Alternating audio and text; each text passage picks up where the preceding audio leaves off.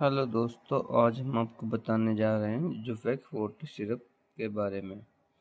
यह सिरप एक आयुर्वेदिक सिरप है जो कि छोटे बच्चे और बड़े 5 से 15 साल तक के बच्चे ले सकते हैं। इसका कोई भी साइड इफ़ेक्ट नहीं है। और सर्दियों में जैसा कि देखा जाता है कि बच्चों को खांसी जुकाम की थोड़ा ज़्यादा इशू रहता है, तो आप इस दवाई को आधे गिलास पानी में 2 ढक्कन मिला के सुबह शाम दे सकते हैं। जैसा कि इसमें मेंशन है कि ये इन्फेक्शंस को ठीक करने में आपकी मदद करता है, गले को साफ रखता है और छाती में कफ को बाहर निकाल के फेंकता है। आप इसको नॉर्मली ले सकते हैं अगर आपके बच्चे को थोड़ा सा भी इशू रहता है वायरल कफ से रिलेटेड और गले से रिलेटेड।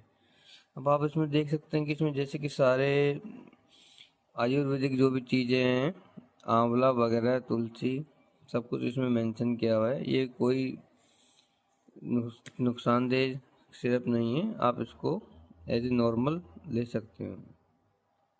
ठीक है दोस्तों, आपको हमारी वीडियो कैसी लगी बताइए। ठीक है, धन्यवाद।